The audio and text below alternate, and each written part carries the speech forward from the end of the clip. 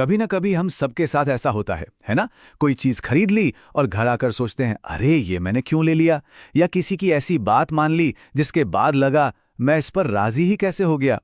अगर ऐसा होता है तो ये समझ लीजिए कि ये शायद सिर्फ एक मामूली भूल ना हो।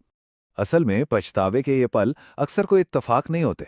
इनके पीछे कुछ खास मनोवैज्ञानिक तरकीबें होती हैं। ऐसी तरकीबें जो हमारे दिमाग से खेलने के लिए ही बनाई गई हैं। तो चलिए आज इन्हीं की परतें खोलते हैं। इसी चीज को डार्क साइकोलॉजी कहते हैं और आज हम इन तकनीकों को समझने की कोशिश करेंगे ताकि इनसे बचने के लिए कह सकते हैं एक ढाल तैयार की जा सके। देखिए, इसका मकसद किसी को कंट्रोल करना सीखना नहीं है, बल्कि खुद को ऐसी किसी भी कोशिश से बचाना है। तो इस सफर में हम आगे क्या-क्या देखने वाले हैं? सबसे पहले हम उन तकनीकों पर बात करेंगे जो हमारे फैसलों पर असर डालती हैं।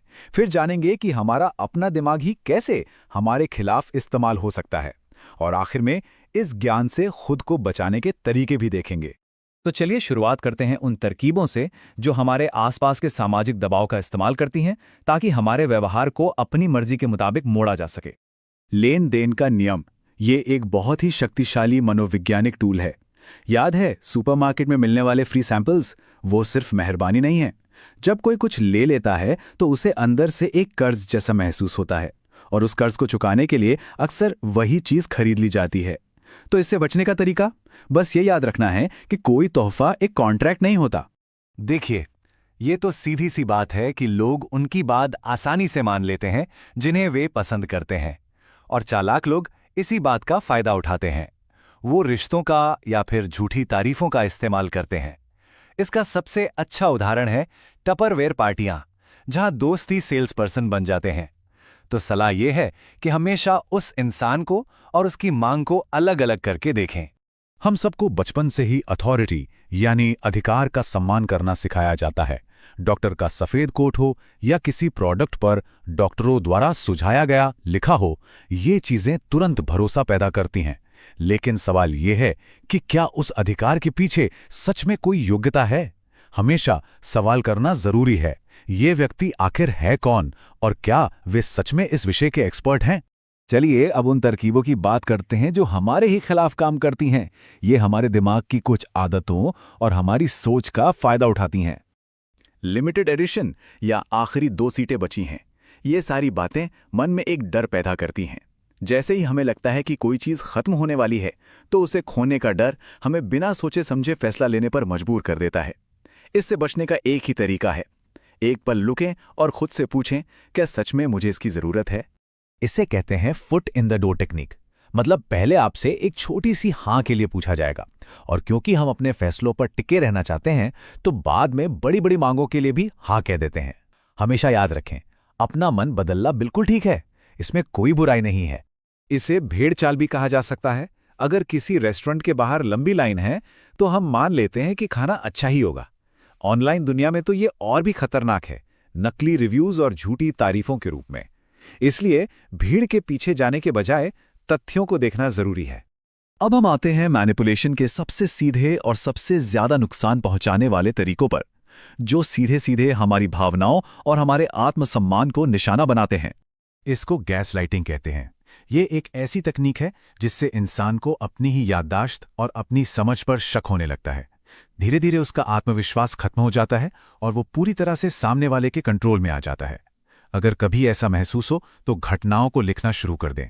ये अपनी याददाश्त को सहारा देने का एक बहुत अच्छा तरीका है। ये एक बहुत बड़ा जाल है।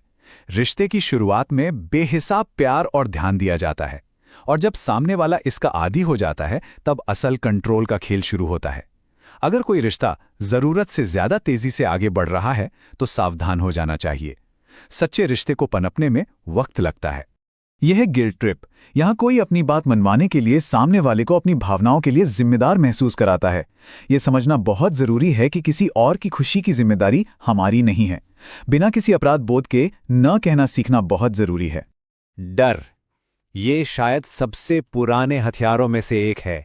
न्यूज़ चैनल से लेकर राजनेता तक अक्सर आबादी को नियंत्रित करने के लिए डर का इस्तेमाल करते हैं। ज़रूरी ये है कि हम भावनात्मक डर को असल तथ्यों से अलग करके देखें और हमेशा ये सवाल करें कि ये बात कौन कह रहा है और इसमें उनका क्या फ़ायदा है। अब जरा एक नजर भविष्य पर डालते हैं। देखते हैं कि आने वाली टेक्नोलॉजी इन तरकीबों को कैसे और भी ज्यादा ताकतवर और पकड़ में ना आने वाला बनाने जा रही है। देखिए, खतरा लगातार बढ़ रहा है। आज के एल्गोरिथम से लेकर भविष्य के डीप फेक और ब्रेन स्कैन मार्केटिंग तक टेक्नोलॉजी इस खेल को एक बिल्कुल नए लेवल पर ले जाएगी। इसलिए जागरूक रहना पहले से कहीं ज्यादा जरूरी होने वाला है। तो इस सारी जानकारी का मकसद किसी को डराना नहीं है, बल्कि ताकत देना है। ये ज्ञान कोई हथियार नहीं, बल्कि एक सुरक्षा कवच है। ये जो मनोवैज्ञानिक सिद्धांत हैं, ये अपने आप में सिर्फ औजार हैं। इनकी नैतिकता पूरी तरह से इस्तेमाल करने वाले के इरादे पर निर्भर करती है। देखिए, एक ही सिद्धांत का इस्तेमाल अच्छे काम के लिए भी हो सकता है और बुरे काम के लिए भी। तो सबसे जरूरी बात क्या है? इन तरकीबों को समझना ही इनसे बचने का सबसे बड़ा तरीका है। जब कोई इन तरीकों को पहचान लेता है, तो उनकी ताकत अपने आप खत्म हो जाती है। असली बचाव ज्ञान में ही है। तो इस सारी बातचीत के बाद एक सवाल जरूर मन में उठता है। हम सब अपनी रोजमर्रा की जिंदगी में एक दूसरे को प्रभावित करते हैं। तो सोचिए, वो महीन सी रेखा कहाँ है जहां किसी को समझाना, बुझाना किसी के दिमाग से खेलने में बदल जाता है।